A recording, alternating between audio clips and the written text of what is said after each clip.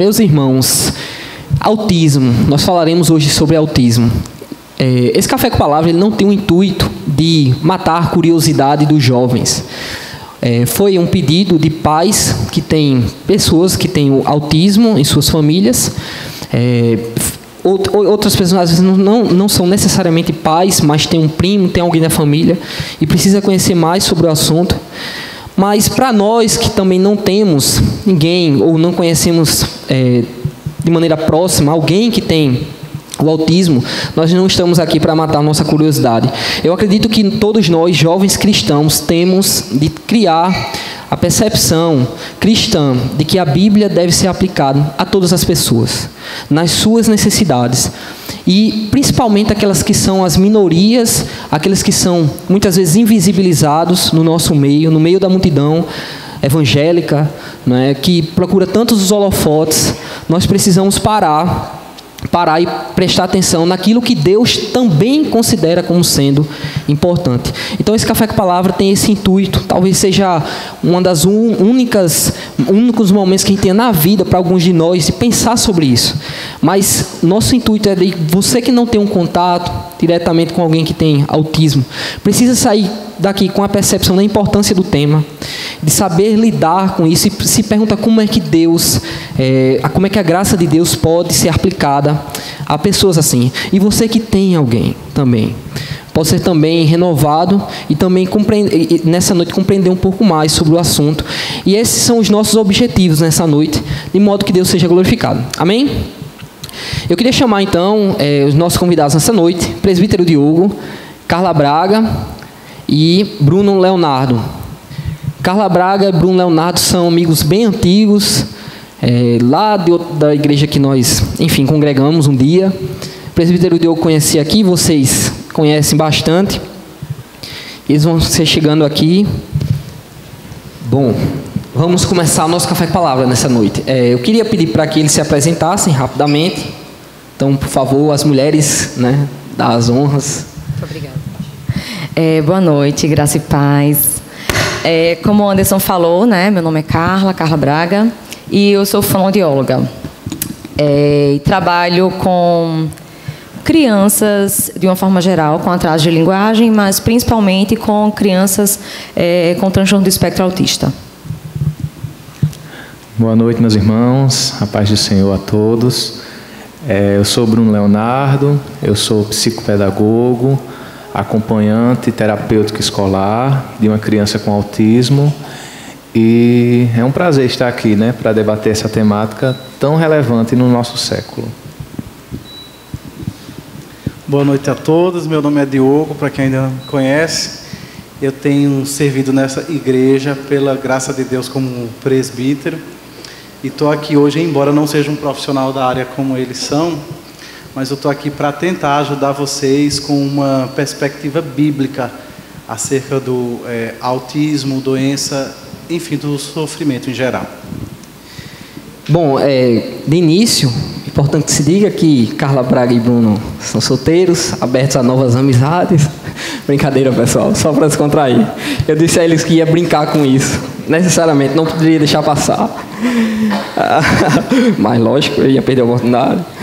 Bom, mas vamos começar. Carla Braga, como é que a gente pode definir o autismo e como é que é dado o diagnóstico do autismo?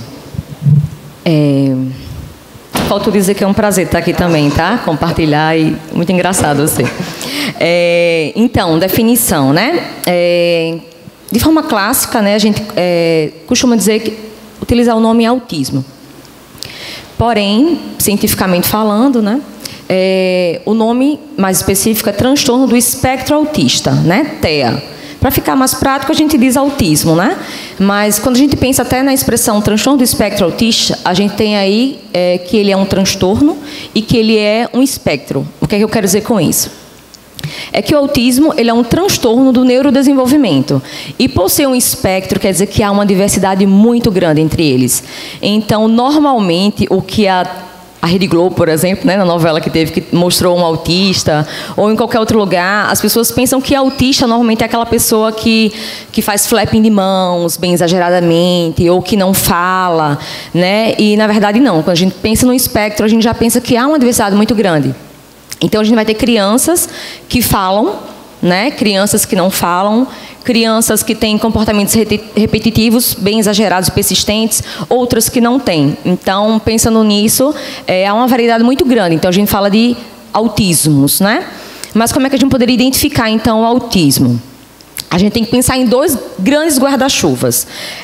A gente tem que pensar, primeiro, em um comprometimento de comunicação e interação social. Por que eu digo esse grande guarda-chuva, esse primeiro grande guarda-chuva? Porque aí dentro nós temos várias características, né? Como eu falei, a gente pode ter uma criança verbal, uma criança que fala muito, mas que provavelmente ela vai ter uma dificuldade nesse uso dessa fala, né? Na comunicação social. Então, em chegar, em fazer cumprimentos, né? Em expressar, por exemplo, a função de protesto, dizer não quero. Por exemplo, né? Ela muitas vezes ela vai agir gritando, empurrando, chorando, jogando-se ao chão, coisas do tipo, né? É justamente essa dificuldade no uso dessa linguagem. Interesses e a interação também social, né? Estão muito juntas, a comunicação com a interação, por isso que foram unidas, comunicação e interação social.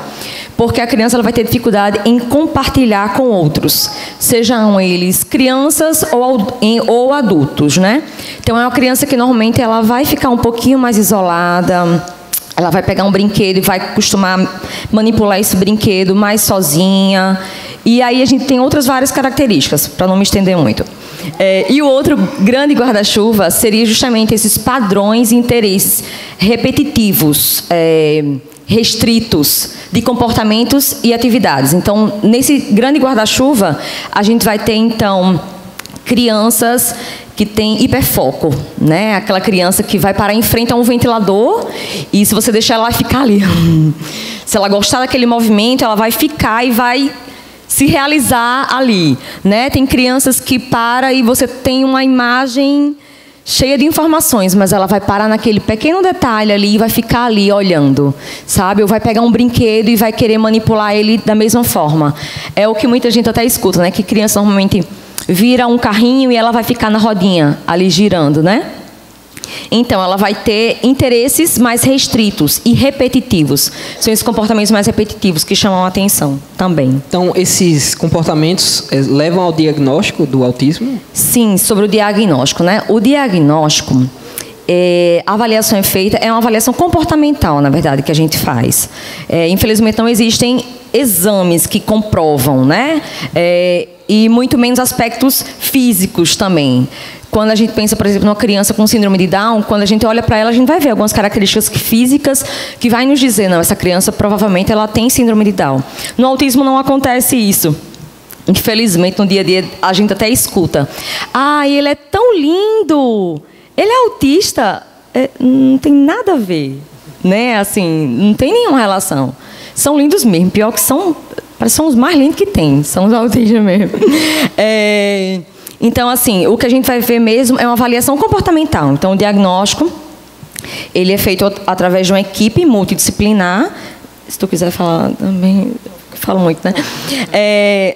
Vai ser feito por uma equipe multidisciplinar e aí a gente precisa ter ali, e claro, um médico, né, um neurologista, um pediatra, aí precisamos também nessa equipe de um fono, né? Inclusive, a maioria dos casos, às vezes os pais, eles procuram, a porta de entrada muitas vezes é o fono, porque a criança, às vezes os pais não estão atentos a esses outros comportamentos, outras características, e muitas vezes procura o fono pelo atraso da linguagem.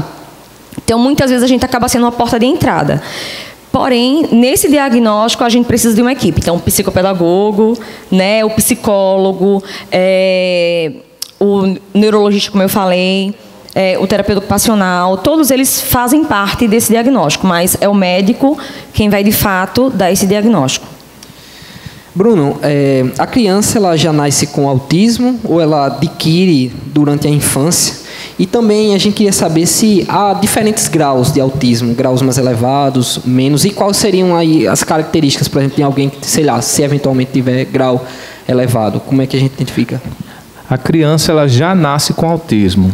O autismo, como Carla bem falou, é um transtorno do neurodesenvolvimento. Então, uma das características é que esses sinais sejam evidentes nesse desenvolvimento da criança. Então, esses sinais característicos de falta de comunicação social, falta de interação, padrões restritos de comportamento, eles têm que se apresentar antes dos 3 anos. Por isso, a importância do diagnóstico precoce. Então, a criança ela já nasce, é uma condição realmente genética, né, unida a fatores ambientais. Ainda não se tem a causa, né, a etiologia, o que causa o autismo, ainda não tem dados científicos concretos. Tem bastante investigação na área, né, o que seria, investigação sobre muitos genes que estão envolvidos nesse processo, mas não se tem ainda a causa. Então, a criança ela já nasce, ela não adquire, ela não está com 5 anos, com um desenvolvimento típico, e aos 5 anos ela dá um surto e vira autista. Não, isso não existe. A criança ela já nasce com esse transtorno.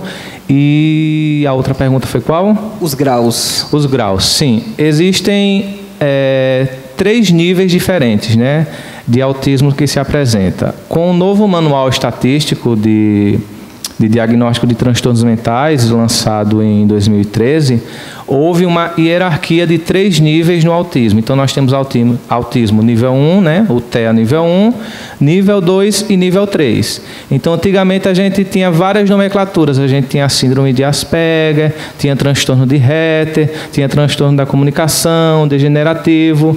A partir desse manual, né, os teóricos que pesquisam a área resolveram compilar tudo num transtorno só.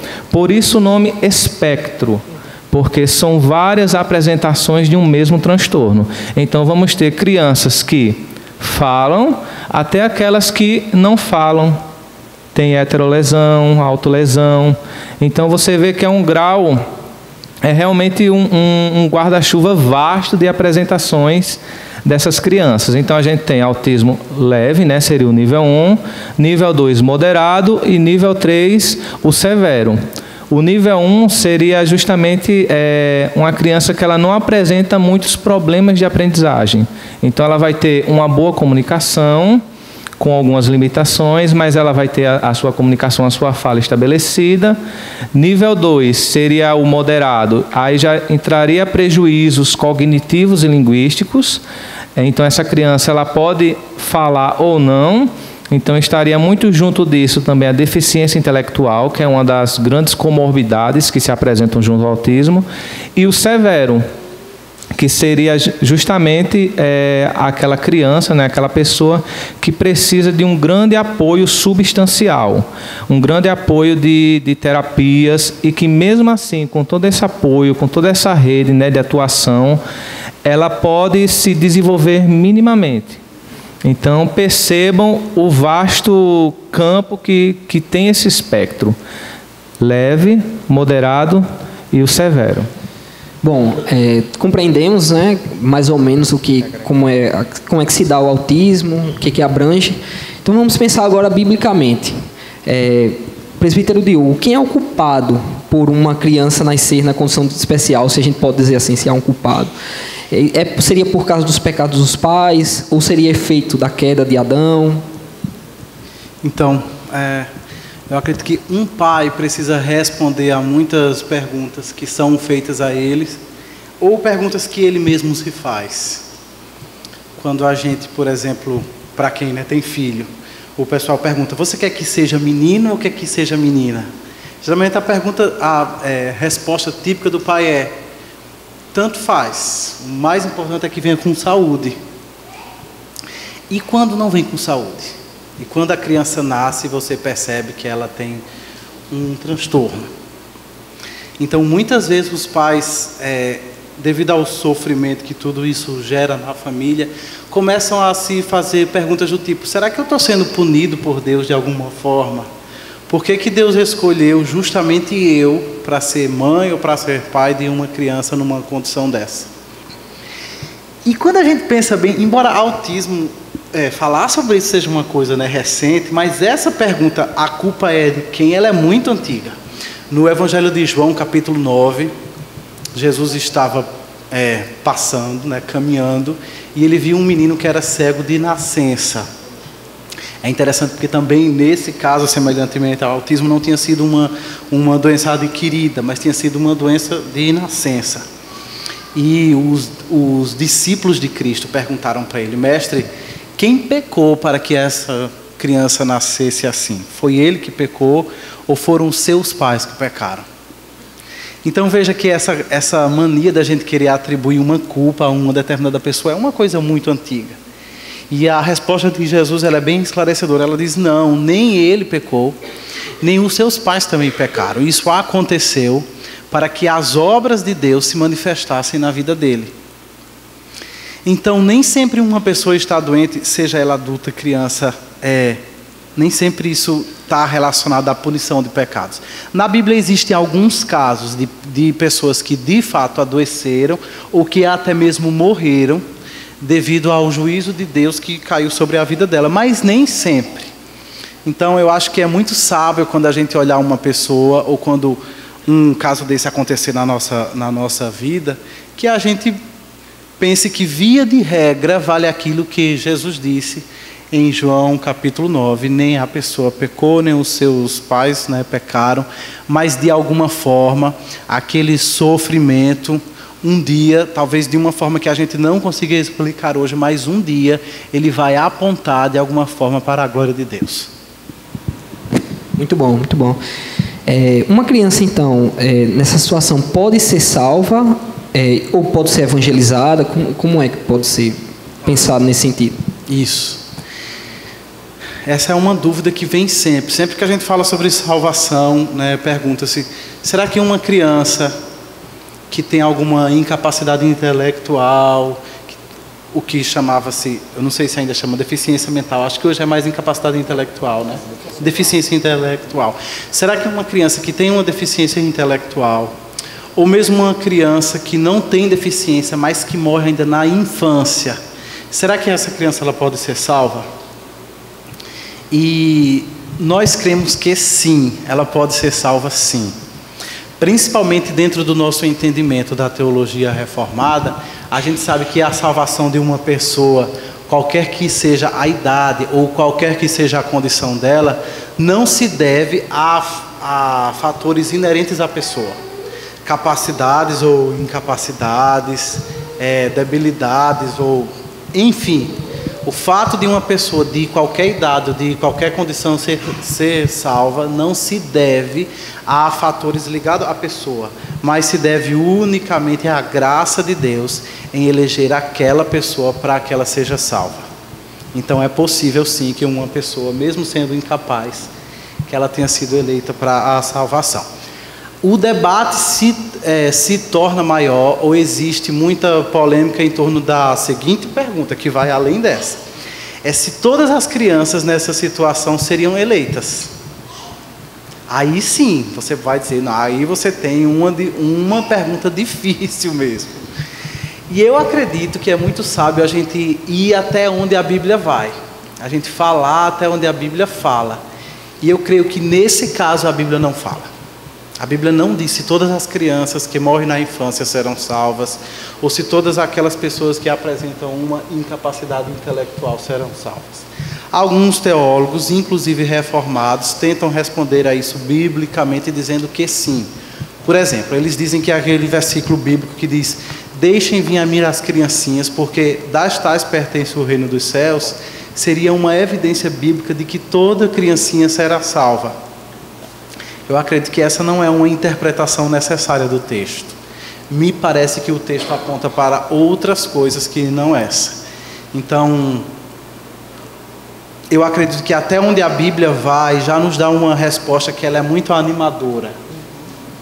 O meu filho, mesmo que ele tenha uma incapacidade intelectual, Deus pode alcançá-lo em sua graça e pode aplicar os méritos da morte de Cristo na vida dele, ainda que ele não tenha capacidade de exercer fé em Cristo.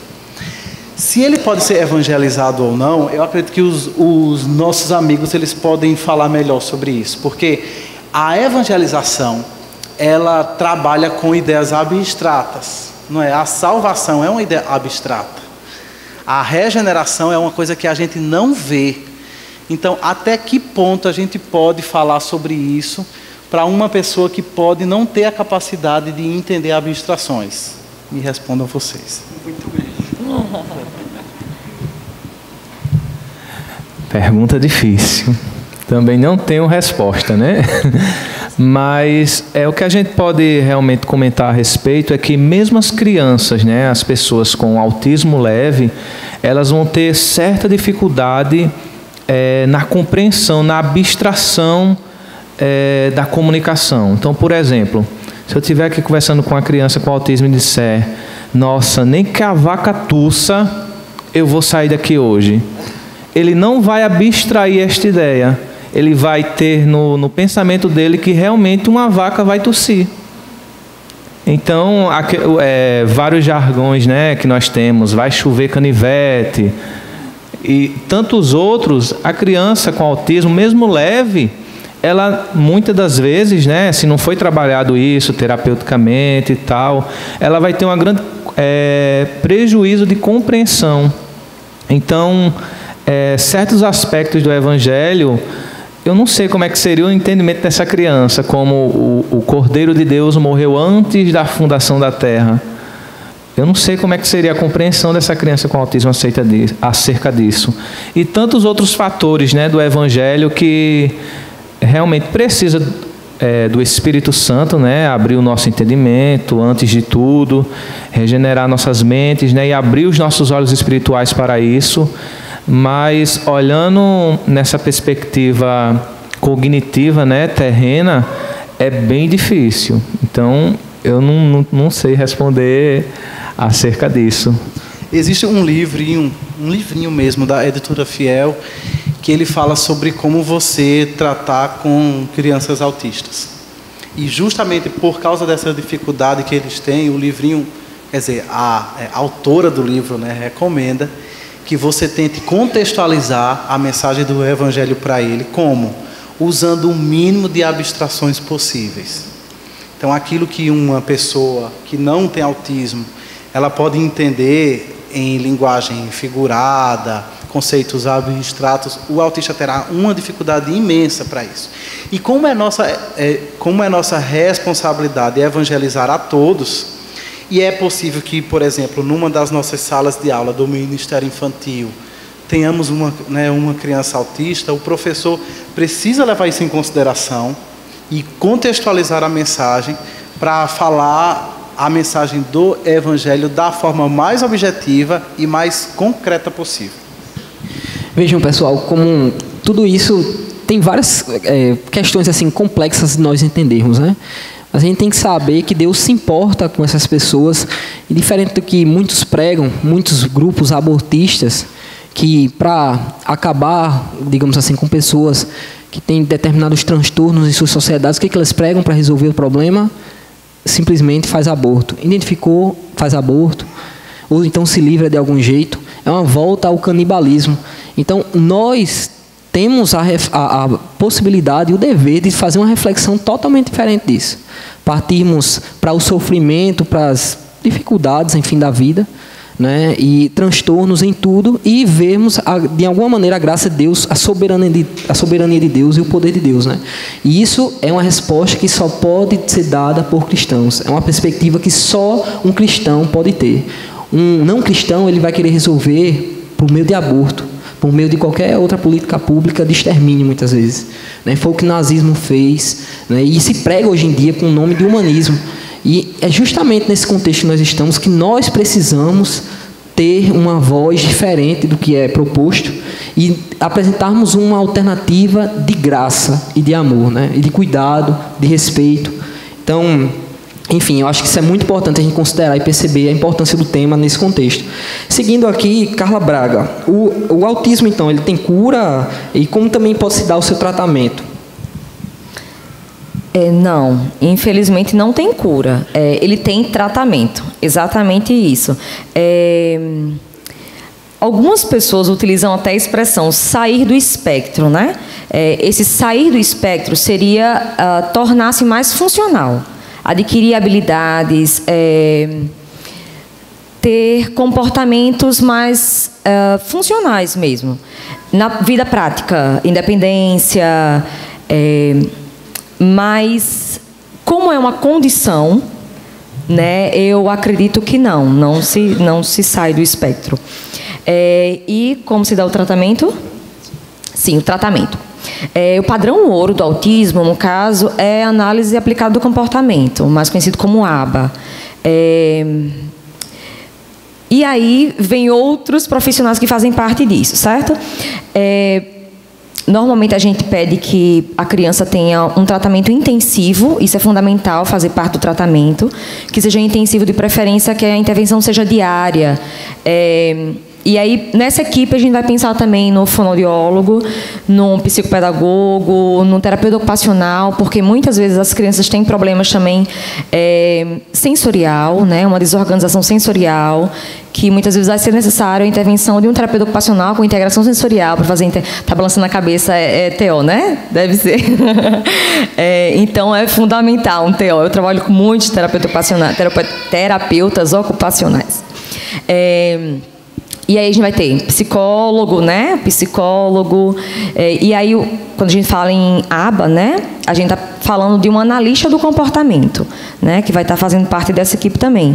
E a gente também pode pensar em outras, dependendo de cada necessidade de cada criança. A gente vai ter um educador físico, né? Pensando num fisioterapeuta, um psicomotricista, né? Que aí vai de acordo com a necessidade de cada criança. Interessante. Voltando aqui para o presbítero Diogo, o que a Bíblia tem a dizer para os pais de crianças especiais, né? E como devem exercer seu papel de pai dentro desse contexto? Sim. Eu acredito que a Bíblia tem muito a dizer a todos nós acerca do sofrimento. Por exemplo, a gente vive num mundo caído. Isso é uma coisa que a gente nem sempre se conscientiza. Quando a gente fala sobre a queda, geralmente pessoas pensam que a queda foi o evento quando Adão caiu em tentação. E a queda, do ponto de vista bíblico, ela é muito mais do que isso. De fato, envolve aquele episódio em que Adão e a sua esposa caíram em tentação, mas a queda mesmo no conceito bíblico é quando a humanidade caiu da condição em que foi originalmente criada por Deus. Então, na criação, Deus não fez a doença, Deus não fez um sofrimento. Deus fez um jardim onde era possível experimentar a vida na sua forma mais plena. Mas pela própria desobediência dos nossos antepassados, nós decaímos daquela condição em que Deus nos fez originalmente. É como se nós tivéssemos perdido as nossas configurações originais. E a gente vive hoje com um sistema operacional, tanto interno quanto no mundo à nossa volta, totalmente comprometido.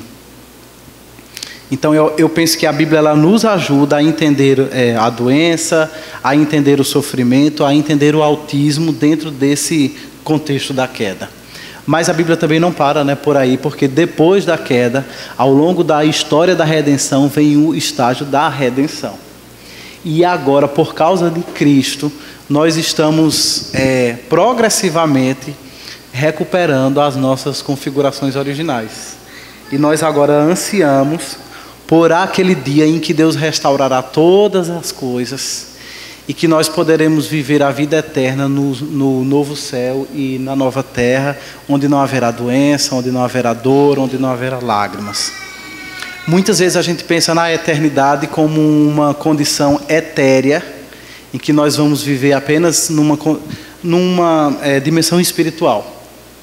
Então se pensa-se muito na vida eterna como, sei lá, imagine cada um de nós ir escorado numa nuvem, tocando harpas eternamente.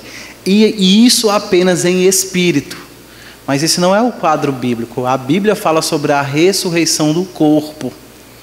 E não apenas sobre a ressurreição do corpo, mas sobre a glorificação do corpo. Ou seja, um dia quando nós ressuscitarmos com Cristo, nós vamos receber um corpo transformado, um corpo glorificado. Ou seja, um corpo que já não será vulnerável a nenhum efeito da queda. E é nessa dimensão que nós vamos viver eternamente. livre de toda doença e livre de toda limitação de sofrimento. Então, nesse caso, um pai cristão, né, pais cristãos que olham para essa perspectiva de criação, que é de redenção, tem um incentivo maior, né, de cuidar de seus filhos e ter a certeza de que Deus, né, pode, no final de tudo, vai dar tudo certo, né, vai resolver todas as coisas, vai tirar todas as doenças e todos os transtornos, traumas, e a gente vai ter um corpo glorificado para sempre. A Bíblia diz que as nossas leves e momentâneas tribulações, elas não podem ser comparadas com a glória que há de ser revelada. Então, agora, vivendo no mundo caído, nós não conhecemos plenamente a glória para a qual nós somos feitos. Nós vivemos como que numa condição de humilhação mesmo. E é por causa disso que a gente sofre, é por causa disso que a gente adoece. É por causa disso que tanta coisa difícil acontece. De forma que hoje no mundo caído o sofrimento ele é inerente à própria existência humana, não é? Você estava aí, né, falando, por exemplo, uma mãe que descobre que o seu filho que ainda está no ventre possui um transtorno. E ela opta por abortar. O que essa pessoa está fazendo é negando, na minha opinião, é negando a dimensão humana do sofrimento. A existência humana ela é feita de sofrimento mesmo. Não tem como você tirar esse elemento no estágio de vida que nós estamos hoje. Então a gente precisa aprender, enquanto filhos de Deus, a receber o sofrimento, para além de toda angústia que a gente sente, para além de toda frustração que a gente sente, para além de tanto quanto a gente chora, isso é normal, mas a gente precisa aprender a receber o sofrimento com confiança em Deus, sabendo que Ele é soberano e sabendo que Deus está no controle de todas as coisas, mesmo daquelas coisas que não estão dentro do nosso controle. E graças a Deus por isso, né? Cristo é um homem de dores que está com os pais, com a família, e sabe que é sofrer, né?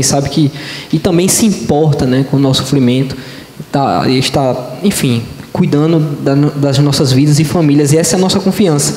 Bom, e nesse contexto, nesse sentido, eu queria apresentar para vocês um vídeo do pastor Tiago, que é pastor da nossa igreja, que na verdade agora já está com a igreja lá, foi implantada lá em Joinville, certo? E ele tem um filho que tem autismo, e ele gravou um vídeo para a gente ver, né, ele falando um pouco sobre isso. Ele, se não me engano, 1 ano que ele identificou justamente com a família, né, descobriu que o filho tem autismo, e ele vai falar um pouco sobre isso. Eu queria que vocês prestassem atenção, de um homem de Deus, né, a perspectiva de alguém que é cristão, para ver o autismo em sua família. Olá pessoal, nós somos a família Souza. Nós temos um filho autista, o Elias, e mais ou menos um ano atrás nós descobrimos, né, que ele estava no espectro autista, né, no espectro autista, e a nossa vida ela está de ponta cabeça ainda, né, para a glória do nosso Deus. A gente está aprendendo a lidar com muitas coisas, algumas coisas nós conseguimos, outras coisas não, mas com a graça do Senhor, Ele está nos ajudando a viver a família, a piedade cristã, ainda que passamos por esse momento diferente.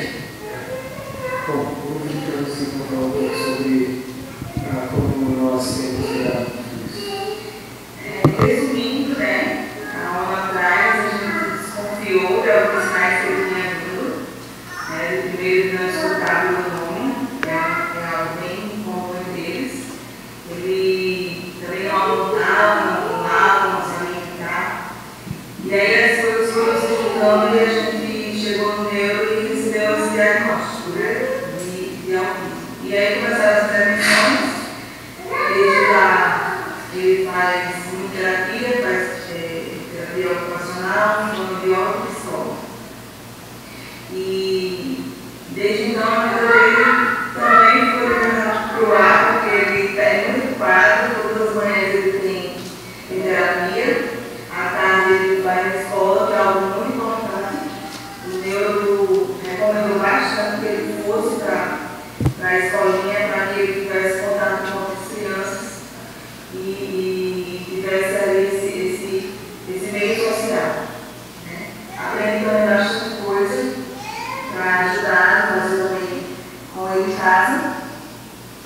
E desde então tem sido assim.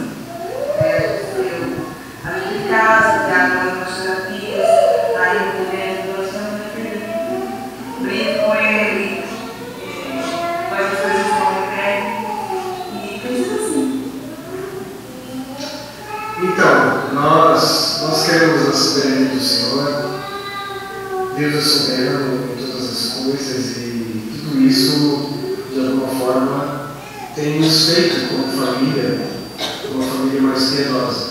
Eu consigo perceber isso no crescimento de todos nós, quando nós começamos a lidar com isso. E louvado seja o Senhor. Bom, pessoal, como a gente viu, né, no depoimento do nosso irmão, meio a essa nova descoberta, né, eles conseguem encontrar alegria em Deus, piedade, enfim. E essa é a finalidade que a gente tem que perceber como cristão, né? Que tudo na nossa vida coopera para a glória de Deus, no dia a dia, né? Na vida prática mesmo, não só na teoria, de falar abstratamente no domingo, mas no dia a dia mesmo, Deus está conosco, né? E tudo coopera para a sua glória. Amém? A gente vai finalizar então agora o nosso primeiro bloco. Eu vou chamar Ian para fazer o intervalo e a gente volta. Não saia daí, não desligue sua televisão, certo? Não desligue. Bom, vamos voltar, certo? Então, é o segundo bloco agora. Vamos dar início. Eu queria avisar que Jéssica está com os papéis para que vocês levantem as mãos e possam fazer perguntas. Então, aproveitem, pessoal, esse momento para perguntar tanto questões teológicas quanto questões técnicas, enfim, profissionais, né? No caso dos dois aqui. E tire o máximo de dúvidas, aproveite mesmo, assim, levante sua mão, ou então, se você também quiser, você venha para cá, e aqui eu vou lhe dar a oportunidade para você vir ao microfone e fazer a sua pergunta. Tá ok? Tá ok? Esse negócio tá ok, né? Meu Deus, isso pega. Meu Deus do céu. Mas vamos lá. Eu vou começar aqui com uma pergunta e daí eu já passo para as perguntas que chegaram de vocês, tranquilo? Como Deus pode ser bom e ao mesmo tempo permitir o sofrimento de crianças inocentes? Essa é uma pergunta muito boa, né? Mas não muito boa porque tem uma resposta fácil, mas muito boa porque ela traz à tona muita coisa. Sempre quando se observa alguma dimensão do sofrimento humano, seja uma criança que nasce com uma doença congênita, seja um tsunami que varre ilhas do Pacífico, as pessoas se perguntam exatamente isso. Como é que Deus pode ser bom e permitir o sofrimento ao mesmo tempo? E no âmago dessa pergunta, o que está sendo levado em consideração é: como é que Deus pode ser todo bondoso, todo poderoso e ao mesmo tempo permitir o sofrimento? Algumas pessoas podem dizer: olha, talvez é porque Ele é todo bondoso, mas Ele não é todo poderoso. Ou seja, Ele quer o nosso bem, mas Ele não tem o poder total para nos garantir isso. Ou outras pessoas podem dizer: não, Ele é todo poderoso, Ele realmente pode fazer qualquer coisa, e se Ele não está fazendo tudo o que é o nosso bem aos nossos olhos, é porque Ele não é tão bondoso assim quanto a gente pensa, né, que é. Biblicamente, o que pode ser dito é que as três coisas são afirmadas biblicamente. A Bíblia afirma que Deus é todo poderoso, a Bíblia afirma que Ele é todo bondoso, e a Bíblia afirma que Ele permite o sofrimento.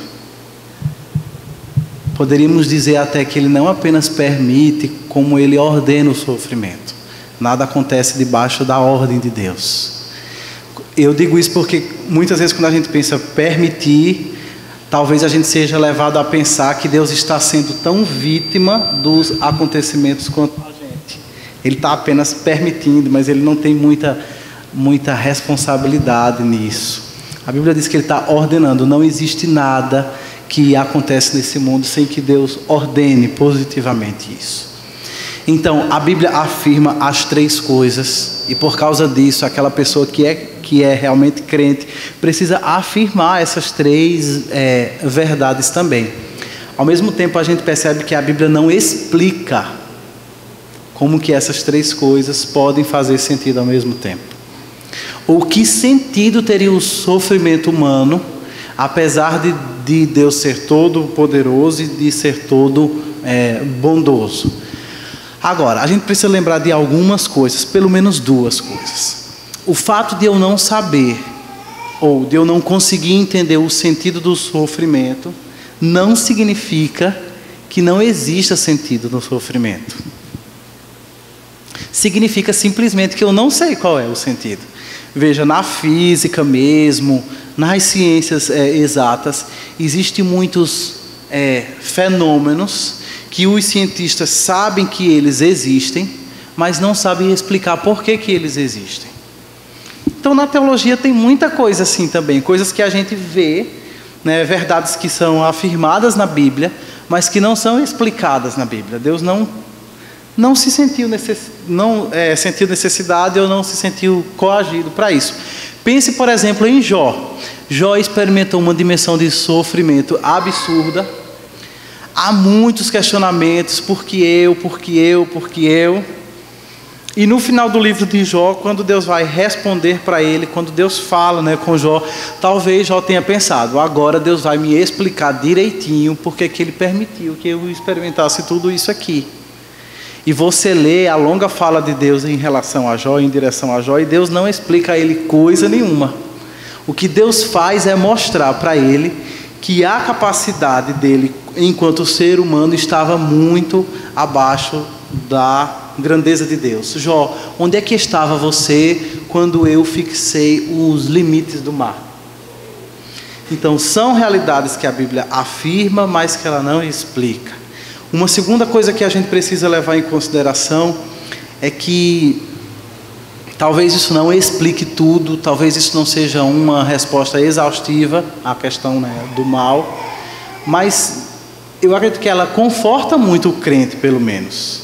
É saber que Deus faz tudo para a sua glória. Tudo quanto Deus faz, tudo quanto Deus permite, tudo quanto Deus ordena, Ele faz para a sua glória.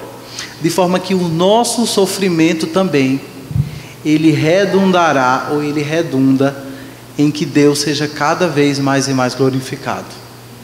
E à medida que Deus é mais, né, glorificado nisso, através do nosso sofrimento, a gente pode, por exemplo, pensar que na eternidade, na vida eterna, todo o sofrimento que a gente experimentou nesta vida, ele contribuirá para que a eternidade seja mais gloriosa.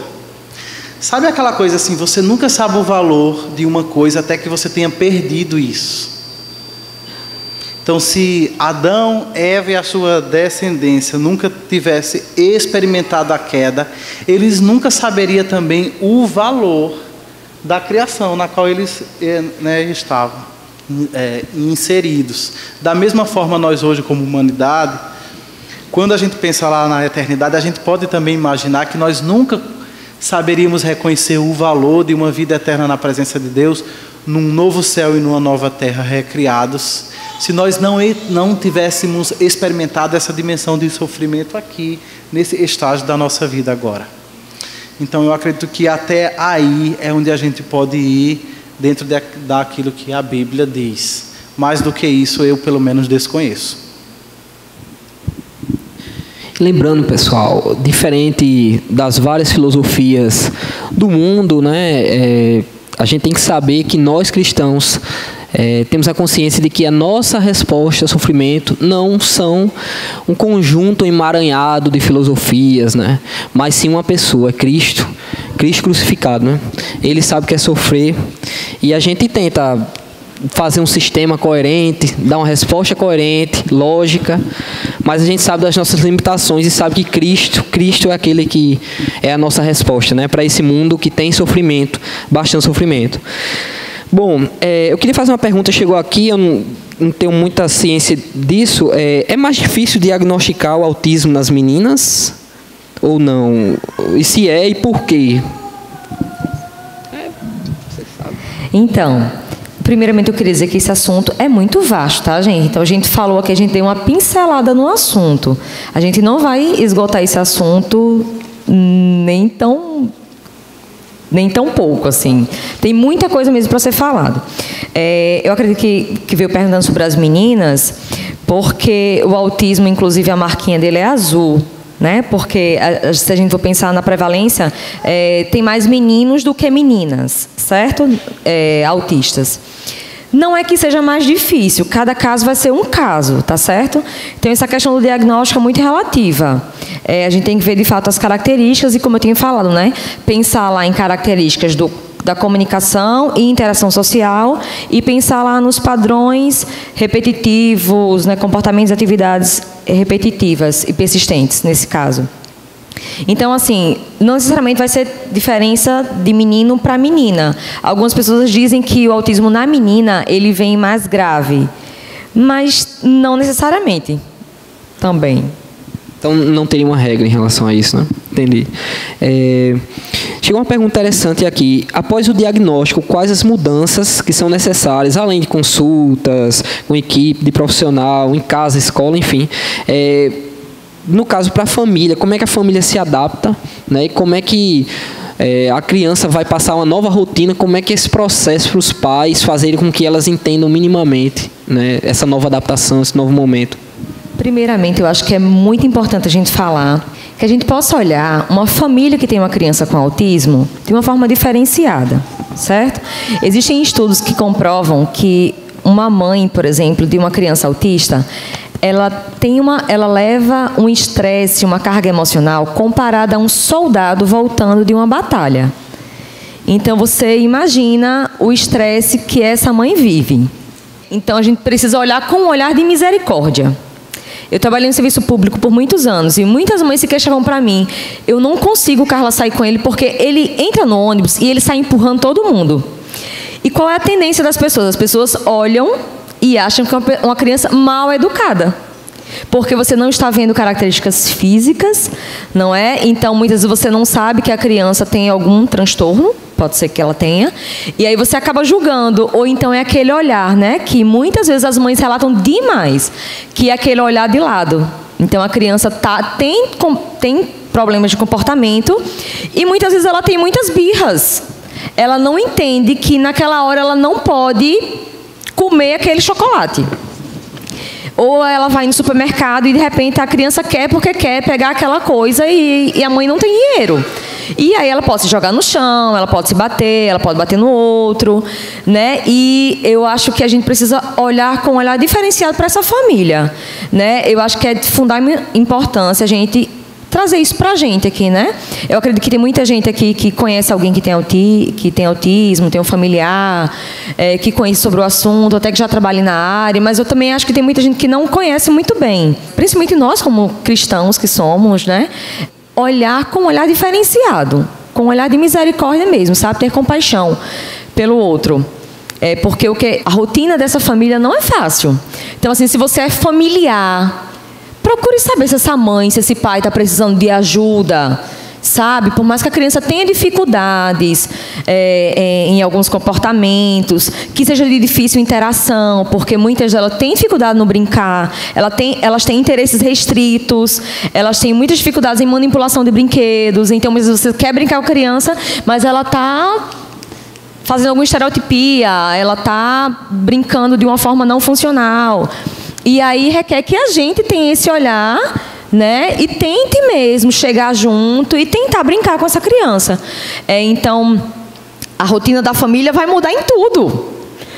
Muitas vezes as mães deixam de trabalhar para cuidar dessa criança, né? Então, assim, é uma vida que é completamente modificada. A criança ela passa a ter uma rotina de terapias, né? Que ela tem que ir quase diariamente, se não diariamente. Então, isso muda. A gente vê que muitos casos familiares, quando a criança recebe o diagnóstico de autismo, o nível de separação é altíssimo. Eu mesmo, não querendo culpar os homens, tá? Mas, assim, na minha prática diária, eu tenho muitos casos dos pais que saíram de casa. Tipo assim, não aguentaram, né, as dificuldades e saíram de casa. é preciso olhar com um olhar diferenciado, de novo eu vou dizer isso, porque é de fundamental importância entender as dificuldades que essa família em si passa, né? Então essa rotina vai mudar. Eu acho que eu fugi do assunto, não sei se eu respondi direitinho, mas toda a rotina dela vai mudar, a escola vai mudar, né? A aceitação na escola. Acho que Bruno, depois, se quiser falar um pouco mais sobre essa dinâmica da escola, né?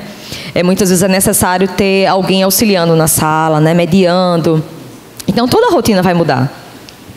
Não existiria uma fórmula mágica, né? Não, agora essa família agora vai passar a fazer isso. Cada um vai se adaptar de um jeito, né? Só acrescentando a fala de Carla, né? A família, ela não pode ser olhada como pano de fundo dessa criança com autismo. Muitos pais, quando recebem o diagnóstico, eles também entram no espectro, né? Assim, ficam totalmente alienados, tem o período do luto. Então, realmente precisa também, não só a criança com autismo precisa do acompanhamento, os pais também precisam de um acompanhamento. E não é vergonhoso procurar um acompanhamento, uma terapia psicológica, uma ajuda. Isso não é vergonha. Então, o alicerce do progresso dessa criança, do desenvolvimento dessa criança, está antes de tudo no seio familiar. Então, se o pai e a mãe dessa criança estiver adoecido mentalmente, né, emocionalmente, essa criança, ela não vai ter os estímulos adequados ali no seio familiar, onde ele passa a maior parte do dia. Então, o que acontece hoje é realmente essa negligência aos pais. Os pais ficam de lado, escanteados, vistos como pano de fundo, e eles não podem estar ali ao lado, eles têm que ser trazidos ao protagonismo disso. Então, o cuidado tanto da criança como dos pais é urgente, urge a necessidade de medidas, de políticas, né, de ações visando os pais. Porque, como Carla comentou, o que acontece em muitos dos casos, o divórcio. O pai, né, foge, covarde, deixa a família, abandona a criança, e a sobrecarga que essa mãe leva são mulheres realmente guerreiras. Você vê que a mãe vai todos os dias, leva na terapia, e leva na fono, no TO, vai na escola, vai no CAPS, vai no pediatra, vai em busca do remédio, e muitas das vezes só tem essa mãe para fazer isso pela criança. Então precisa ser feito algo, precisa ter um olhar diferenciado para esse seio familiar. Bom, chega uma pergunta aqui, no sentido assim, alguns autistas possuem habilidades surpreendentes, como explicar isso? Não sei se já escutaram falar que até Messi teria um grau de autismo, eu não sei se isso é mito, não sei se é para tentar explicar aquele ser, né, que jogando bola que ninguém entende, mas dizem isso, eu não sei se é só mito ou é verdade. Não, é verdade, é fato. Como eu já comentei anteriormente, nós estamos falando de um espectro, onde existem várias características. Nenhum indivíduo com autismo é igual ao outro. Você pode ter duas crianças com autismo nível 1, autismo leve, mas elas serão completamente distintas. Então você vai ter realmente, e a história está aí trazendo, várias pessoas com autismo de alta funcionalidade, né, com altas habilidades. Você vai ter autistas com a inteligência na média, sem nenhum prejuízo cognitivo, e você vai ter autistas com deficiência intelectual. Então, o espectro é diverso. Tem altas habilidades, tem inteligência normal e tem aqueles com deficiência intelectual, com prejuízo na linguagem. Boa. No caso, presbítero Diogo, como é que a igreja poderia lidar com essa demanda? Pois é. Eu acredito que aqui há um desafio para todos nós. Eu falo principalmente aos que são membros desta igreja aqui. A gente precisa se esforçar para desenvolver aqui uma cultura de acolhimento e de apoio a famílias e crianças com necessidades especiais. Eu acredito que nós temos recurso para isso, e nós temos uma motivação muito grande para isso, que é o Evangelho. O Evangelho, ele tem o poder de desenvolver uma comunidade que ela só é possível por causa do Evangelho. que se não fosse o Evangelho, jamais aquelas pessoas tão diferentes que são estariam unidas ali.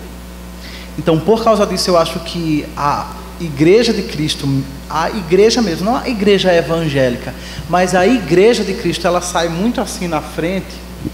Ela tem uma vantagem muito grande para desenvolver uma cultura de acolhimento e apoio, porque ela tem o Evangelho de Cristo, que é um elemento capaz de unir gentios e judeus, pobres e ricos, escravos e senhores, todos eles unidos, debaixo da mesma igreja, debaixo da mesma casa, porque eles têm algo em comum que é muito mais importante do que as suas diferenças próprias, que é Cristo, o Evangelho. Então, da mesma forma, você pensa assim, lá fora, as pessoas elas se unem e elas se valorizam pelas suas similaridades, pelas suas afinidades. Então, os jovens estão juntos porque eles gostam daquelas mesmas coisas. Os ricos estão juntos, os pobres estão juntos porque eles são parecidos, semelhantes. Mas quem é que vai estar junto de uma criança com uma necessidade especial?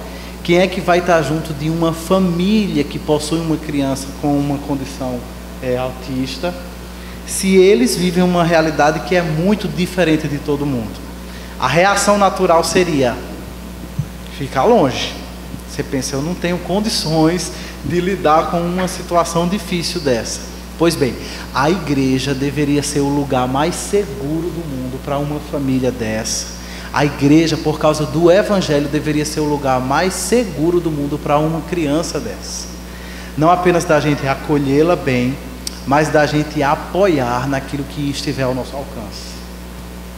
E vocês pensam que isso é uma coisa do outro mundo? Não. Na nossa igreja, nós temos filhos de membros desta igreja que são autistas.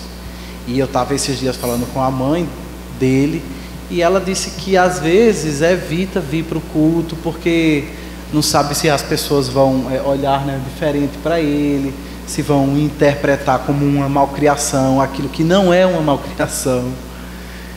E eu queria muito que essa mãe e outras mães e outros pais olhassem o nível de comunidade que é cultivado aqui nesta igreja e sentissem segurança em vir para cá, continuar frequentando os nossos cultos, trazer o seu filho autista, e mesmo que ele fizesse algum movimento estranho, fizesse algum barulho estranho, que a igreja aceitasse isso com gratidão a Deus pela oportunidade de estar acolhendo, cuidando de uma família e de uma criança numa condição dessa.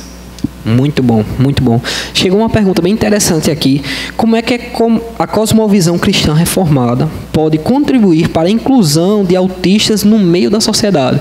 Não somente no aspecto local, mas como é que a gente poderia assim, aplicar para os cristãos pensarem na sua atuação lá fora, nesse sentido, no sentido profissional, acho que é claro, né? E em que outro sentido o cristão poderia atuar? Tá, se eu entendi bem a pergunta, é o seguinte: a cosmovisão reformada, ela dá uma contribuição muito grande, porque ela mostra que a nossa espiritualidade, ou o evangelho que a gente abraçou, ele tem implicações que vão muito além da salvação da nossa alma.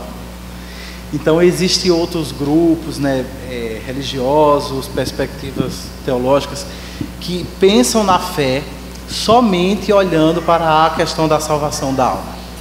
E a fé reformada lá no século XVI, não é coisa desse século agora, mas é lá atrás no século XVI, ela nos ensinou que o evangelho ele precisa impactar todas as áreas da nossa vida, que o evangelho ele pode tocar, e ele precisa de fato tocar todos os aspectos da sociedade.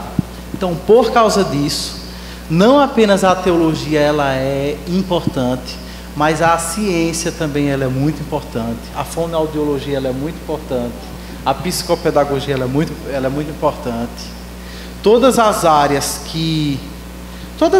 de desenvolvimento intelectual, científico, artístico, ela é importante demais, porque ela está colaborando com Deus na manutenção desse mundo.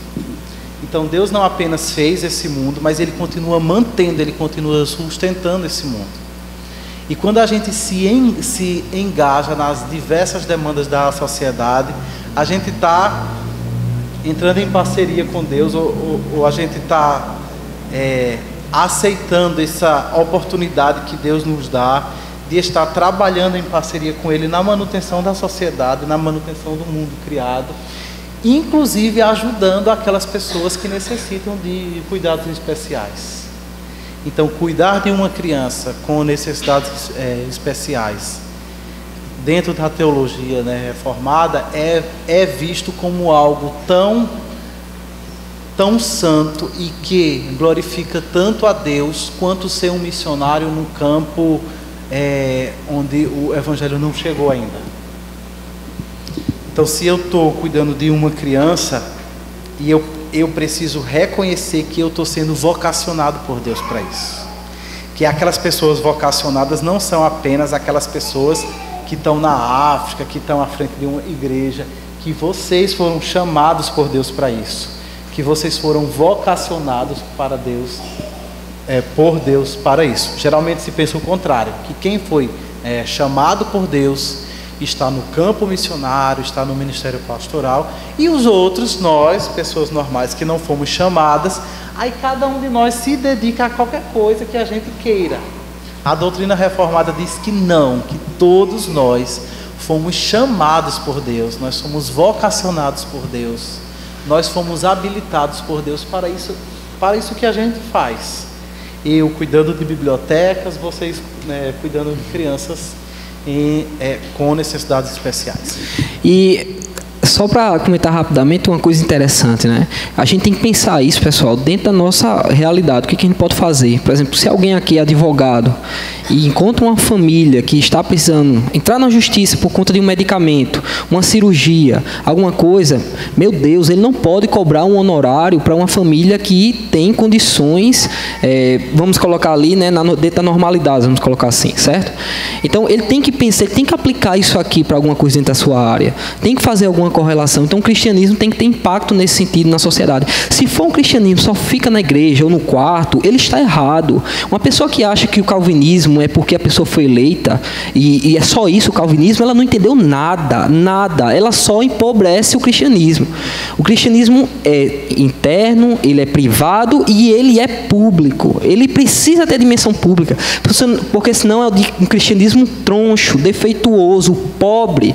Você pode vir aqui escutar o Evangelho salvou e você achar que só salvou sua alma lá para frente, mas tem implicações hoje e na sociedade. Por isso que não é justificável com a sociedade que seja em tese cristianizada como a nossa, por católicos romanos ou evangélicos, e não tenha impacto algum nas escolas, nas universidades. Então há algum problema e a gente precisa olhar e fazer uma autocrítica nesse sentido. Então, você precisa, na sua área, pensar não como um mundano, capitalista, que vai lá querer, desconsiderar as pessoas, a realidade das pessoas. Você tem que pensar, se você for um político, você tem que pensar, que política pública eu posso fazer? Eu acho que um exemplo prático disso, com todas as suas limitações, a esposa do presidente hoje, que teve uma atuação com o público, né, em toda a sua trajetória, chegou a presidente e não esqueceu daquele público e continua se esforçando em alcançar e ajudar aquele determinado público com o poder que tem. Então, isso é um exemplo de um papel cristão que a gente tem que ter em mente, certo? Então, à medida que a gente for avançando, a gente tem que ter isso em mente. Isso aqui tem que servir, esse momento tem que servir para lá fora, porque senão é muito pobre isso. Então, fica, enfim, essa aplicação. A irmã quer perguntar. Sim, e um detalhe, Ian está me lembrando aqui, que eu esqueci. Lá atrás tem chocolate quente, não é isso, Ian? Pronto, então, enquanto a gente vai continuando aqui, se você quiser, se levante educadamente, não precisa chutar a cadeira, não precisa, chamar o colega e pegar o WhatsApp, fazer ligações, nada disso. Levante-se, pega ali, sente-se de novo para a gente continuar. E a gente vai continuando aqui, tranquilo? Pessoal, boa noite. Boa noite aqui a vocês que apresentaram o tema e a todo mundo. É um tema que, quando eu soube, eu fiquei muito feliz, porque como alguns meninos, como... Meu Deus, eu esqueci, acho que eu tenho Alzheimer. Bruno e Alex também. Eu também sou formada em psicopedagogia. E eu acho que é um tema muito interessante, porque está totalmente relacionada ao Evangelho e que muitas vezes a gente separa, eu sou uma pessoa na sociedade, eu sou um profissional e eu sou um cristão, quando na verdade tudo se coopera, tudo é a mesma coisa. E aí uma das coisas que, na verdade, toda vez que eu venho fazer uma pergunta, vocês já meio que respondem aqui, mas uma das questões que eu acho que tem muito, que eu não sei se tem algum pai aqui, ou enfim, nós mesmos talvez futuramente sejamos pais de pessoas que apresentam alguma deficiência, essa questão do sofrimento era mais uma questão de refletir mesmo, porque será que Deus ele promove coisas ruins ou sofrimento? E muitas vezes eu acho que a pergunta que nós deveríamos fazer não é isso, mas o que é que o sofrimento ele quer me ensinar, o que é que eu posso aprender por meio disso? E aí nós temos tanto o nosso papel enquanto profissionais e o nosso papel enquanto cristãos, porque deve ter vários profissionais aqui da área, principalmente da saúde, já que a gente está falando um pouco de transtorno. E aí, como é que eu posso utilizar a minha profissão para ajudar esse público? Especificamente o autismo, ele é um tema recentemente estudado no Brasil, e a das terapias que mais vem sendo desenvolvida é justamente a ABA, né, que é baseada em análise do comportamento. E aí, como é que eu vou ensinar a questão do Evangelho por meio dessa terapia? Eu acho que é essa questão que a gente tem que pensar. Porque, às vezes, o Evangelho em si ele é difícil. Então, a gente, às vezes, acha que por ser um público diferente, o Evangelho ele não pode ser pregado. Não, ele pode ser pregado, ele deve ser pregado, apenas ele deve ser adaptado. Porque se a gente ensina matemática, português, história, qualquer outro conteúdo, nós também, da mesma forma, nós podemos aplicar essas mesmas atividades para também o Evangelho e a Palavra de Deus. É óbvio que talvez tem muitos termos subjetivos, como Deus, não sei que Deus é esse, quando consigo ver.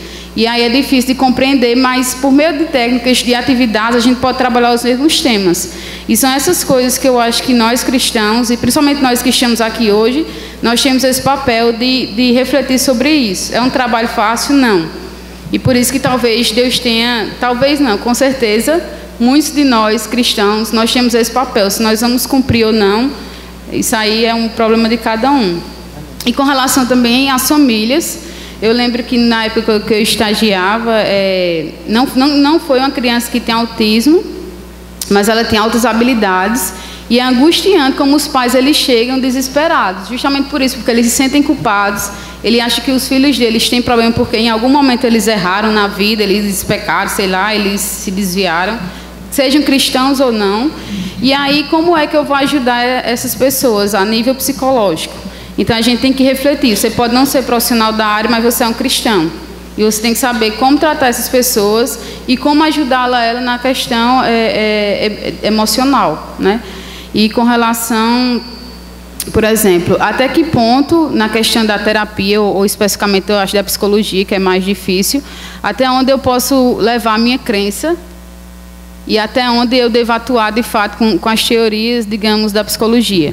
Que existe muito embate entre coisas que são cristãs ou não. Eu lembro que tinha um grupo lá na UFPB que estudava ou dizia que a questão de apego, ou que a questão do autismo estava relacionada a uma questão de espiritismo.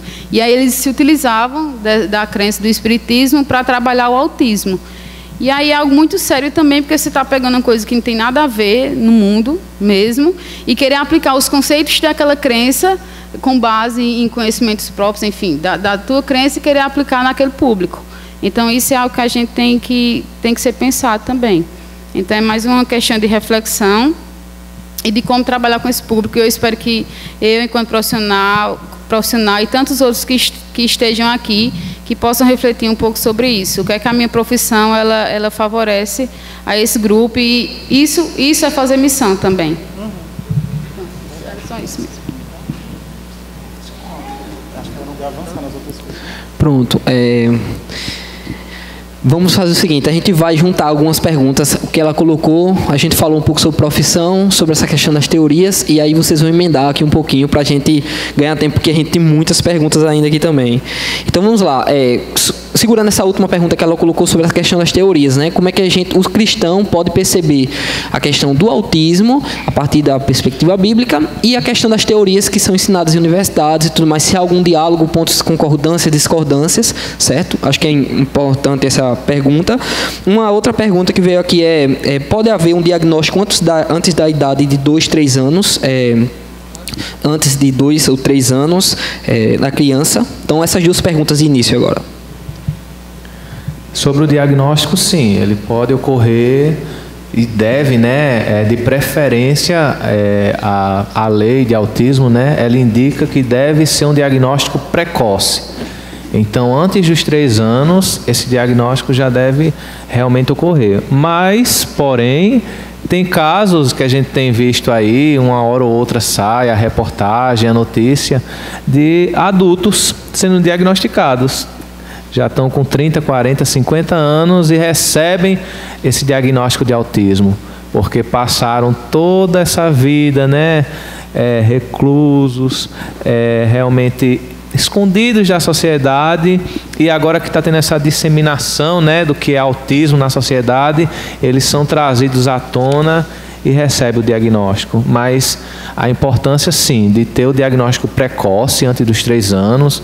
Então, geralmente ele ocorre com 1 ano e 6 meses, 1 ano e 8 meses, por volta de 8 anos, para que se comece precocemente as intervenções, porque a criança não pode perder tempo. Então, estamos falando de primeira infância, né? De 0 a 6 anos, onde o cérebro está totalmente aberto, né? A plasticidade cerebral para receber as intervenções, para criar as conexões neuronais, né? Para fazer realmente aqueles caminhos que no autismo não seriam feitos tipicamente. Então, a importância, sim, de ter esse diagnóstico. Juntar mais duas aqui. Quais os dispositivos disponíveis na rede municipal para o cuidado dessas crianças, que é uma coisa aqui que eu não estou entendendo, mas para o cuidado dessas crianças na rede municipal? Além disso, existe alguma lei que ampara as pessoas com autismo no país? E a escola, como é que ela fica? Ela pode, por exemplo, negar matrícula? Porque tem aqueles debates, né? Às vezes a escola particular, aí às vezes precisa de um cuidador específico, aí vai aumentar o custo, aí o Estado intervém e diz assim, não pode aumentar o custo da matrícula. Aí a escola diz, mas vai aumentar meus gastos. Aí quem é que paga a conta? Isso é um debate que ninguém resolve, né? No fim das contas, que é uma briga entre o Estado e o mundo privado, né? Entre o dinheiro, enfim, que paga a conta. Então, enfim, no caso da rede municipal, lei nacional, como é que está essa conjuntura em termos legais? Então, existe a lei federal, né, que é uma lei de proteção dos direitos da pessoa com autismo, a lei Berenice Piana. Ela recebeu esse nome porque é uma mãe de um autista que militou, batalhou na área com um grupo de outras mães até que aprovou essa lei, a lei 12.764 de 2012. Então, existe essa lei federal que garante diversos direitos à pessoa com autismo. Então, qual foi o efeito dela primordial? Primeiro, foi equiparar esse grupo de pessoas com autismo ao grupo de pessoas com deficiência, que até então havia muita confusão, né? Os direitos, a criança com autismo tem direito a isso ou não? Essa lei federal veio e equiparou. Então, todos os direitos que as pessoas com deficiência têm na sociedade, eles se aplicam diretamente às pessoas com autismo. Então, vaga de estacionamento prioritário, fila preferencial, o BPC, né, o benefício de prestação continuada, isenção no imposto para compra de carro. Então, de todos esses direitos que as pessoas com deficiência têm, eles se aplicam diretamente às pessoas com autismo. Sobre negar a matrícula, não pode. É crime. Tanto a escola do poder público como a particular, ela não pode negar a matrícula nem para o autista, nem para qualquer outra pessoa com deficiência. Isso se configura em crime, né? Sob pena de pagar de 3 a 20 salários mínimos, e se reincidir, é aberto um processo administrativo e esse diretor, esse gestor, ele perde o cargo. Então, a criança, nessa lei de Berenice Piana, lá tem um inciso que diz que quando comprovada a necessidade, a criança com autismo, né, o aluno com autismo, tem direito a um acompanhante especializado. O que ficou aberto nisso foi: quem é que comprova essa necessidade? É o médico? É o professor? É a escola? É o psicopedagogo? Então, isso ficou muito incipiente, né, na lei. Mas a criança, ela tem realmente esse direito a esse acompanhante especializado. No caso da rede municipal de João Pessoa, como é que está a situação? A rede municipal, ela tem cedido muitas das vezes um cuidador. O que não é um acompanhante especializado, aí já é diferente. Cuidador é aquela pessoa que necessariamente não tem ensino superior, né? Uma pessoa que tem ensino médio e vai cuidar de coisas essenciais, de limpeza, de alimentação e ponto. A lei prevê um acompanhante especializado, que realmente tenha uma graduação, tenha uma especialização, né? Um aprimoramento na área. Eu sou um acompanhante especializado. Eu acompanho a criança com autismo. Então, eu tive que ter uma graduação, cursos de aprimoramento na área para eu fazer esse acompanhamento. Então, o que a prefeitura ela cede é um cuidador, não esse acompanhante especializado. Mas já teve uma ação judicial, né, ajuizada, né, aqui na prefeitura. E semana passada o juiz deu uma liminar, né, que a prefeitura vai ter que, a partir de então, contratar esse acompanhante especializado ou mediador. Né, tem esses dois nomes, que não seja um cuidador. Então tá aí essa discussão judicial, mas a lei federal, né, que é a maior, tem que se cumprir, tem que ter esse acompanhante. Dentro desse assunto ainda, eu queria saber, existe aba na rede pública de saúde? Estadual, municipal, federal? O que é que tem? Só a graça. Não, porque a aba, ela tem que ter um analista do comportamento, né? E para ter um analista do comportamento, tanto que vale salientar que o tratamento do autista é muito caro, é alto. Infelizmente, os cursos são caros, né? E então são formações caras e infelizmente isso se reflete no tratamento. O tratamento em aba só tem no Brasil, só tem mesmo particular. Rede pública está muito longe disso, muito longe. Tem, o que acontece? Os profissionais, a gente tem um curso que a gente faz, um curso com os princípios, né? Com os conhecimentos básicos.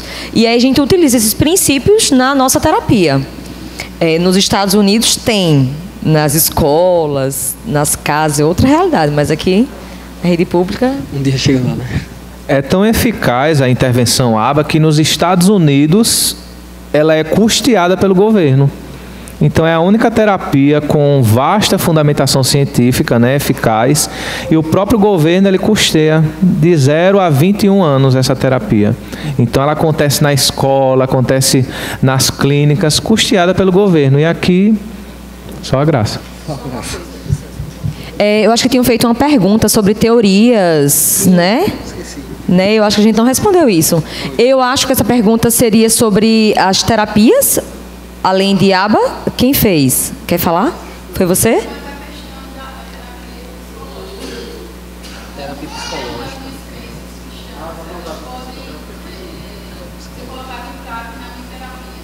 Ah, tá. A gente tem a questão ética, né? É um pouco complicado, assim. Eu estava até lembrando para ele. Tem muitas crianças que têm ecolalia, né? Então ela está repetindo algumas palavras. Eu atendi uma essa semana que a família é cristã. Aí ele estava brincando com os brinquedos dele. Jesus! A ecolalia dele foi repetir o nome de Jesus. Achei tão fofo. Mas infelizmente, a gente como cristão fica complicado. A gente está ali, né? E ensinar o evangelho.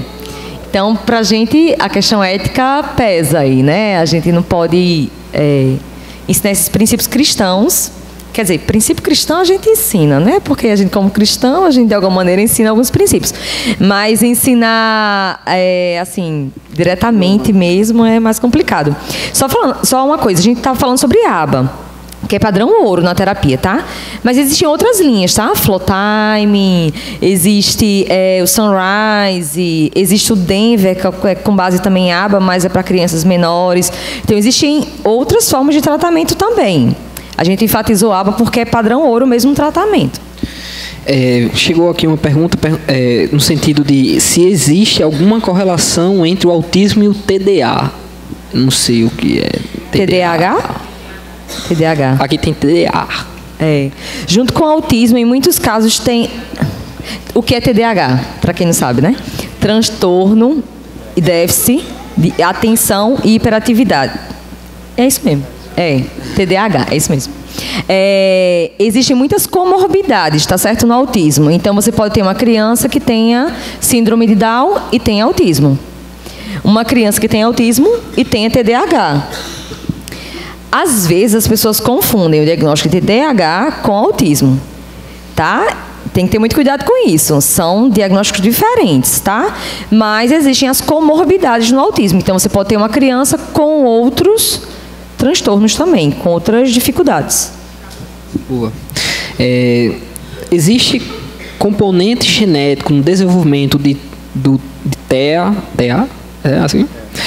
Em uma criança, em uma família com histórico de crianças portadoras de TEA, é considerada mais propícia a gerar outra criança com a mesma condição?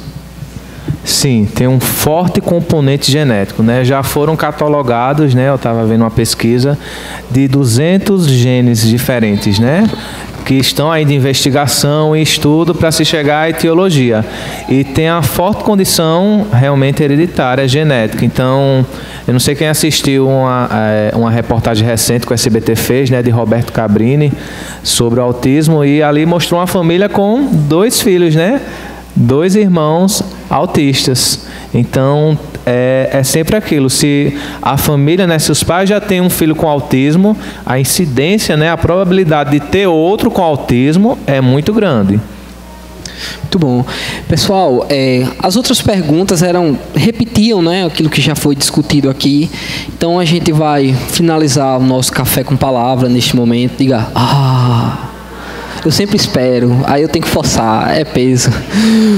Mas eu acho que foi bastante proveitoso para tanto aqueles que têm na sua família pessoas com autismo, tanto para aqueles que não têm pessoas com autismo em sua família, ou não lidam diretamente com pessoas que têm autismo. Agora, eu queria que você prestasse bem atenção sobre alguns pontos que eu acho que é importante considerar. A nossa sociedade caminha para ver o sofrimento e a diferença, muitas vezes, como sendo coisas para serem aniquiladas do seu meio, né, em prol da liberdade. Isso faz com que haja decisões de pessoas que abortam porque identificam a síndrome de Down no ventre e outras questões mais, tomando esse caminho, digamos assim, mais fácil na vida. E eu acho que nós precisamos ter essa consciência de, como cristãos, e percebermos o sofrimento em outro sentido. O sofrimento que ele não simplesmente para na queda, mas que há conteúdo de graça nele. Para os pais que lidam diariamente com seus filhos e sofrem com eles, né, acompanham de perto o seu sofrimento, muitas vezes. Então, encontre hoje, né, um recôndito, né, um lugar seguro em Deus e na pessoa de Jesus Cristo, que Ele é resposta para os nossos sofrimentos.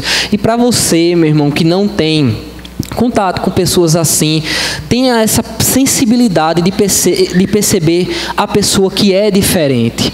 Nós precisamos cultivar isso no nosso coração, perceber que a graça alcança o diferente na sua necessidade e que nós não precisamos conformar o diferente na nossa forma teológica para que a gente assim o respeite e cuide dele e o ame. Então, eu acho que essa é a grande lição para nós como jovens hoje, certo? Perceber de que isso tem algum impacto sobre nossas vidas, sobre a nossa sociedade, e que a gente pode encontrar em Deus a segurança de que Ele é soberano sobre todas as coisas e que Ele pode nos usar com políticas públicas ou com uma ação na nossa igreja mesmo local para abençoar essas famílias que precisam. Às vezes os pais podem até precisar no culto público de alguém que o auxilie naquele momento para estar com aquela criança somente, para que ele possa se concentrar na pregação. Certo? Então, nós precisamos ter essa sensibilidade com o autista, com qualquer pessoa. E isso é cristianismo prático, de verdade, não fica só na teoria. Então, eu acredito que foi muito rico para a gente, teve muita informação aqui.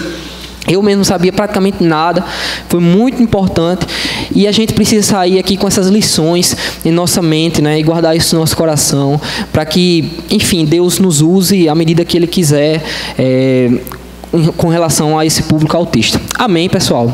Deixa eu dizer só uma coisa. Dia 2 de abril é comemorado o Dia Mundial de Conscientização sobre o Autismo, tá? Eu acho que é importante a gente dizer isso. E eu queria enfatizar mais isso também. Se você é familiar, se você conhece, tem um vizinho, tem algum conhecido que tem autismo, seja gentil com ele, procure saber se a família precisa de alguma ajuda, se você é irmão, tio. Fica um dia lá com ele, para os pais saírem um pouquinho, sabe? Olhem com um olhar de misericórdia. E sejam gentis. Dentro do ônibus, no banco, no restaurante. Sejam gentis. Pois é, pessoal, o cristianismo... Sejamos, né? O cristianismo, ele é tão radical que um cristão pode até vir a considerar a possibilidade de adotar alguém que tem autismo, né, identificado. Quantos são também abandonados por seus pais, né? Então, o cristianismo é radical nesse sentido, na prática, não com as luzes, com as fumaças, essa gritaria gospel que nós vivemos. Não. É muito mais forte que isso, muito mais profundo que isso. São as nossas decisões que importam, né, diante de Deus. Elas dizem quem nós somos de fato e onde está nosso coração. Amém, pessoal? Então, essas são as nossas lições centrais. Ian, quer dar um aviso? Venha cá, meu irmão. O candidato ao Sagrado Ministério. CSM. Gente, graças e paz, que bênção. Vamos orar? Senhor, como é bom aprendermos mais de como sermos misericordiosos para com aqueles que sofrem.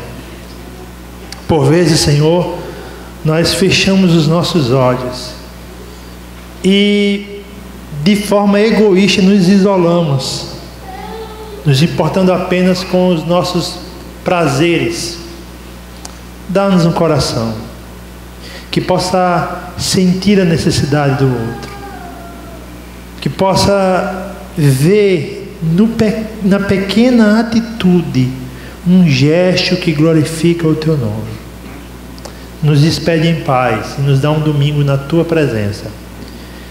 E ajuda, Senhor, as pessoas que sofrem com essa síndrome. Tu és o Pai de todos. Tu não desprezas ninguém. É o que eu te peço em nome do Teu Filho Jesus Cristo. Amém, Senhor.